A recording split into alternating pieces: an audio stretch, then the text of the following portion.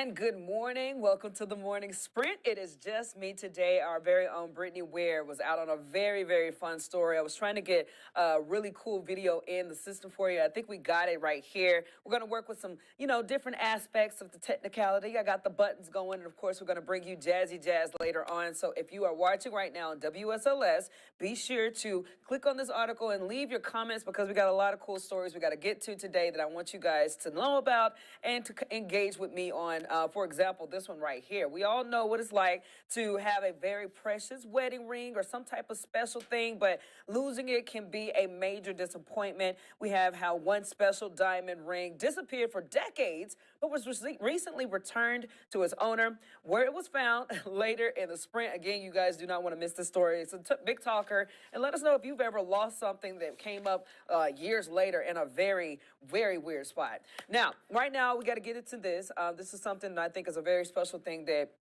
different communities all over do when they're paying respects to our cyclists out there on the roadways who are doing something that they're passionate about but end up finding themselves in a very unfortunate situation where a person hits them or they get injured somehow. But there was this event that took place in the New River Valley where cyclists from all over gathered in Radford for the 16th annual Ride of Silence. It is a slow-paced, silent ride to honor the cyclists who have been hurt or killed while riding on public roadways. It's one of the most powerful parts of the whole thing because all you hear is the wheels whirling, and you can hear some toe clips, and otherwise it's quiet. And it's very powerful, and a lot of us spend a lot of the route kind of teary-eyed because it really is a pretty powerful event. I can only imagine for sure. Again, that's just a very deep situation that no family wants to ever have to get a phone call about. But this global event is put on to raise and increase awareness for safety measures and bring attention to the dangers cyclists face on and off the road. Again, like I've covered several stories like this throughout my little career, and seeing that white bike, no matter where you're riding, and you see a white bike set up somewhere, it just makes you almost want to take a quick prayer because you already know something unfortunate happened that caused that to be the case there. So again, we got the full story on our website, WSLS.com. You cannot miss it. We'll bring you guys all of that, the details with that particular event and how special it was for the community. We also got something cool happening in Vinton. Get this, I didn't know this was a thing, but we got one right here. There's a bus shelter open in Vinton. It's a new one, thanks to the help of multiple local organizations. This is the fourth bus shelter actually in the town. Says that this is located at the Lake Drive Plaza Shopping Center. Say it's the most visited bus stop in Vinton. Shelter helps people stay out of bad weather and adds a layer of safety when they are waiting for the bus. Town leaders say that the shelter has lights and is ADA compliant. So again, another cool story right there. If you guys are ever a bus rider, constant bus rider, whatever you are, hey, they've got like another resource opening up in Vinton, and I can tell Vinton is really caring about their community. So I want to know what you guys think about that.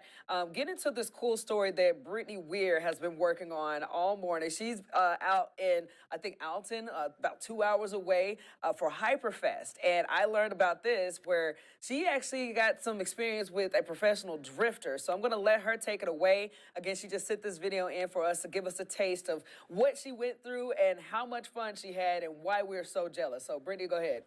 Hey everyone, sorry I can't join you on this sprint this morning because I'm at Virginia International Raceway. We were previewing Hyperfest all morning long. If you missed out, you're going to want to check our website and see some of the footage, but we do have some of that GoPro footage from inside one of the cars. I was able to take a ride with one of the professional drifters, so check it out. We had so much fun, and this is something you can take part in this weekend again at Virginia International Raceway. Hyperfest is Friday, Saturday, and Sunday. There are so many events for the entire family to check out this entire weekend. We'll have a full list of them for you guys on our website, but look at this professional drifting. This is something you guys can do. You can do a ride along, and it is a once in a lifetime experience. I've never done it before. To be honest, I was pretty nervous at first, but after doing it once, I wanted to get back in, so I did it again. We did 2 rides this morning.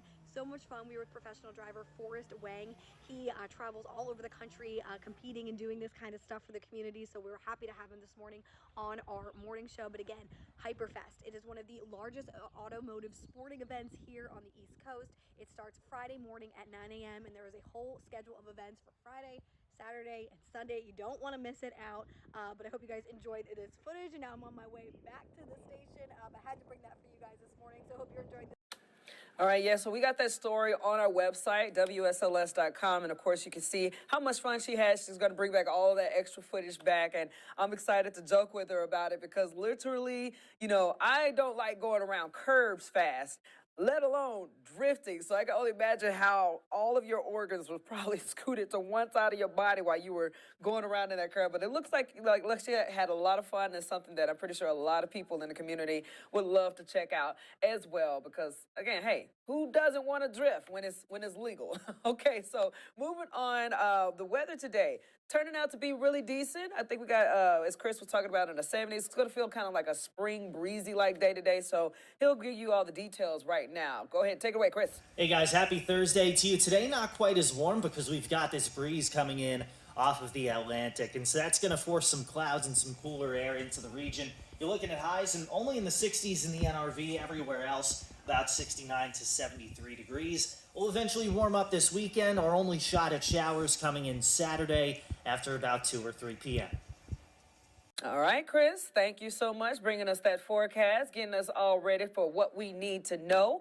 Moving on to our other stories that we want to bring you guys that are some top talkers and stuff that I learned about today. Get this, did you know, obviously during the summertime, we eat a lot of cold things. We drink a lot of cold things, whether it's popsicles, ice cream, margaritas. I'm a margarita fan, and sometimes, you get to racing through it and you get that very annoying brain freeze. But get this, that particular headache, we got some research coming in about the best way to tame it. I didn't, whatever floats your boat, however way you can do it.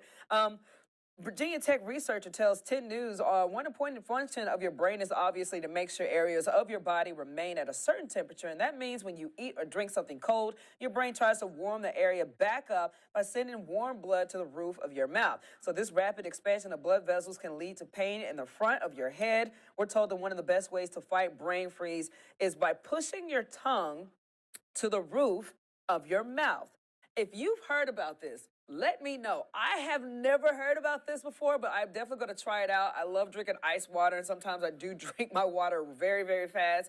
But I have always just dealt with it. It's just been a pain. And sometimes I always think to myself, okay, this is not going to end well. Something's going to happen to me. I'm going to end up in a hospital. And yeah, fortunately, it never ends up being that way. And as the specialist was saying, that it doesn't really do any harm to your body. I think it's just all that pressure with trying to rush your face to be warm again. But yeah, if you got a good way of getting rid of a brain freeze, let me know some of your tips. I'm going to forget. I just know it. I'm going to drink something and I'm going to be panicking while I'm waiting for this brain freeze to get over with. And I'm going to be just forgetting all about putting the tongue at the roof of your mouth. Apparently that's a thing. I didn't know, but again, let me know what your best tactics are about getting rid of a brain freeze. Everybody could definitely use that helpful information. Moving on. So we all know there are a lot of games out there, especially nowadays with these kids and TikToks and all these new, modern things. I'm old school. It's always going to be Super Mario Brother type things for me. But this particular game is making a comeback, and it may surprise you. And we are talking about chess. Yeah, so this morning, the Today Show takes a look at how the game was anything but cool and the hugely popular among teens. And it's all thanks to chess apps, online gaming, and chess masters turned social media influencers. A game once seen as inaccessible to many is now open to anyone, and millions across the country are coming to the board. So I think this is really cool. Obviously, I feel like chess definitely works some of your brain functions because you got to think, you got to process, you got to strategize, all that good stuff. I played chess one time, and that's because it came in the kit where you get your checkers and then you got the chess pieces in there. So we were just like, let's read these instructions, try to figure out how to play chess. And I learned it. I was very, very basic player, I guess you would say. I didn't have anything special going on, but either way, it's a pretty interesting game. I just like it more so because of the looks, like those wooden boards like that you just saw right there. They are very, very cool to have. I don't play chess right now, and don't judge me for saying this, but I actually got a chess board that's in my living room and it's made of glass. I love the frosty glass, and then the clear glass is the opponent. But I got it set up. I got it set up in the right places. I know how to set it up, and I kind of know it basically in a basic way. And it's funny because once I did learn the instructions of how to play chess, you remember Harry Potter and the Sorcerer's Stone? They were basically playing chess with those big, huge pieces. I think it was toward the end of the movie, one of the climactic parts of that movie. But yeah, what do you guys think? Do you like chess? Chess, and also I've covered a couple people who, there's this guy, little bitty boy in San Antonio when I was living there. I did the story on him, and he actually, I think he has autism, but he ended up being the best chess player out of the entire city. Like, it was so cool because he would go to these different chess clubs and just defeat some of the oldest, most knowledgeable chess players. So it's a passion for people, and I respect you guys because I can tell y'all are way ahead of me when it comes down to intelligence in that aspect. But are you a chess player? If you love chess, let me know. Or if you love setting it up like a decorative piece, just like me, join the party. Let me know. See if I'm not alone. Going on, we got this graduation season that's happening, and we've been covering graduation, differently throughout this week. Some older graduates, and then obviously family-like graduates, but this particular graduation, very, very special. This is giving it a whole new meaning for a man in Richmond. So his name is Khalil Watson, okay? He was paralyzed after getting shot just before his high school graduation. The shooting happened 7 years ago, paralyzing him from the neck down. Fortunately, with years of specialized therapy and the help of a robotic exoskeleton, Watson finally walked across the stage to get his diploma. Having to see it from the hospital bed in high school, and now being able to actually experience it physically means a lot to me. If it wasn't for God and my family and friends and my therapist, I wouldn't have been able to experience this moment. So it definitely feels great. That's awesome right there. So he now has his associate's degree and will continue his education to become a social worker. He says that he hopes his story inspires anyone else out there with any kind of disability or any kind of circumstance. Despite your circumstance, he's just like, keep going. He says anything is possible. And if you're looking at your screen right there, I can just imagine how emotional that was for everybody watching, knowing that, that moment almost was taken away from him because of some silly act of violence. First of all, gun violence is just a whole nother deal. These people need to just chill out, because one decision can really dictate another person's life. And as you can tell, it has changed this man's life forever, but he did not let that stop him. A major blessing right there, a walking testimony. So yeah, congratulations to him. If you want to be inspired and look deeper into his story, we have a full package on our website connected to a link online at WSLS.com. But let his journey inspire you no matter who you are, no matter what setup you are. Do like he said, and he said, just keep going. Do not give up whatsoever. All right, so back to that teaser story that we were talking about earlier. These particular rings on my hand, they're very special to me. I got this one. This is my, high school graduation ring that it has Colonel Gray on there because I used to be in ROTC. My mom just recently gave me this one. It's a little cross, obviously symbolizing my faith. And this is a wedding band that she thought she lost, and she found and got a new one and everything, but gave me the one that was lost. So these are very special to me. So I can only imagine what it'll feel like if I ever lost one. Hopefully, heaven forbid that never happens, but that's exactly what happened to this particular couple.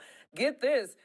So it says that it's been missing for more than a decade. Now back with the rightful owner, Minnesota woman accidentally flushed it down the toilet, y'all. This was 13 years ago. Look at that ring right there. There it goes. So Mary and David Strand have been married for 46 years this October, and on their 33rd wedding anniversary, David surprised her with a particular ring. It's the ring that you saw right there, and it didn't fit quite right, and after a few months of wearing it, she lost it. Back in March, a city maintenance manager found the ring at a wastewater plant floating in sludge and water. Said the city got with the local news station there and shared the story and how it was found, hoping that with the rightful owner would come forward. And after 13 years of being beat up in the waterway system, the ring isn't wearable yet. But Mary says that she plans to have the diamond reset in a new band, and this time a band that fits. Now let's look at this ring one more time. Look at that. You can tell that ring has been through some stuff, and I'm pretty sure, like, it's amazing that whoever found it, decided that they wanted to return it to the rightful owner rather than, keep it for themselves like a treasure or something like that. But the fact that it was found in something like this, and then, it ends up looking like that, I think that's just a good testimony saying that everybody is helping out everybody. But we never want to lose any of our special jewelry, and hopefully next time, again, she has it properly fit. Look at that. That's gorgeous. That is a gorgeous ring. I can only imagine how it's going to look once she actually gets it set up and all that good stuff. But right now, let's go ahead and bring in Jazzy Jazz to hear her thoughts on it, because I'm just interested. Jazz, are you with me? Yeah. Hey, good morning. What do you think about this ring? It's a pretty ring, isn't it? Yeah, it's gorgeous. It's crazy that it was missing for that long, though. Exactly. That she found it. Oh my God. Exactly. And like I said, I think it goes to show how awesome people can be. That person who found it could have easily just turned it over, or not even turned it over, but kept it for themselves or gave it away to, you know what I'm saying? And the fact that she was, she was reunited with it. That's just a blessing right there. Let's get to this paralyzed, this paralyzed graduate here. He obviously had been through a lot in his life, but the fact that not only did he survive, but he is walking, and I think that was just a blessing. What do you think about that? Yeah, I mean, it's just a testimony of his strength. Like, just the fact that he was able to push through this difficult experience that he had and still walk the stage, still push himself to walk the stage, still push himself to get his degree. It's just an amazing thing, and I'm really happy to see that he was able to walk that stage and get his degree. Amen. Hey, let's go ahead. I got to talk about Brittany. I got to talk about her real quick because, like, when I tell you, I don't even understand. Like, I wouldn't be able to function drifting. Like, how do you think about that? That's like a very exciting activity to do, right? Yeah, it looked like it was a lot of fun. You can see all over her face how fun it looked. I bet she was screaming hard. Look at it right there. I love it so much. She's not afraid to try anything. Exactly. So much fun with a professional driver, really creative when it comes to her shots. Definitely. So tell me, girl, do we have any viewers or comments today? Oh my gosh, yes, we do have a comment today. Yes, I'm so excited. Yes, Okay. So I believe it's pronounced Oshi. Please forgive me if I'm pronouncing it wrong. I've seen Oshi. Oshi comes in a lot, man. I love Oshi. Yeah, because she commented on our morning from yesterday, too. She said she loved the story that we shared. Yeah? But today she commented on the Paralyzed Virginia student and how he was able to walk across the stage for graduation. Yes. And it was so heart-touching. Yes, no, I mean, that's 100% true. I'm happy that she's watching that. And I hope, and like we said, the morning sprint is just all about showing people the good that comes out of, bad situations and kind of taking a break from the awful. And it makes people smile. So I'm happy that we were able to put a smile on Oshi's face. I love it. Yes. Do we have anything else? That's it for today. Okay. As always, just head to our website, scroll beneath the live stream, and you can leave a comment right beneath. It's super easy. Perfect. Well, Jazzy Jazz, thank you so much, love. I'll see you back here tomorrow. All right, sounds good. All right. Well, before we roll out of here, guys, we got to get to these headlines. We got to make sure you guys are in the know on the other different things that are taking place throughout our day, including our later newscast. Coming up, especially on 10 News at noon, get this, a Roanoke family continues to mourn the loss of 32-year-old Jaleel Tate, who was shot and killed last week. His family and friends celebrated his life through a candlelight vigil yesterday evening in the same location where the shooting happened. You'll hear from his sister and how she says that it was good to see the shooter captured. Again, we got that exclusive video right there. We did a story on it and everything, so you guys can go to our website and watch it at WSLS.com, or you can check it out in our later newscast. Also happening today, meeting about renovating Washington Park Pool, which was built in the 70s. Project is part of the Roanoke Parks and Recreation Master Plan developed in 2019. Pool closed in August to prepare for demolition and rebuilding. And last but not least, we got a grand jury has indicted the suspect in last year's fatal stabbing of 4 University of Idaho students on murder and burglary charges. Brian Koberger will appear in court again earlier than expected. His indictment includes 4 counts of murder and 1 count of burglary. If he is convicted, he could face the death penalty. So we're going to be following that and tracking that closely, all of those stories and so much more throughout our later newscast on air. And then obviously you can click online, WSLS.com. Stay in the know about there. So, yeah, again, here on the Morning Sprint, we do all these cool stories, these really good talkers, these feel-good stories, sometimes these really weird stories out there, not only here locally, but all around that'll put a smile on your face. So if you're watching this program, that's exactly what the point of the Morning Sprint is. It is to be an uplifting, kind of fun, back-and-forth engagement. So whenever you get that notification that we're on, please click on it. Please do not be shy. We love talking back and forth with people. We love having those conversations, whatever they can be about. But it's just like having a conversation with your best friend or associate or your grandma, whoever you want to talk to. We try to make it a very laid-back experience. But yeah, that does it for our Thursday edition of the Morning Sprint. We're going to be back here again tomorrow at 8 a.m. WSLS.com. Do not miss it. Again, it's the Morning Sprint, baby.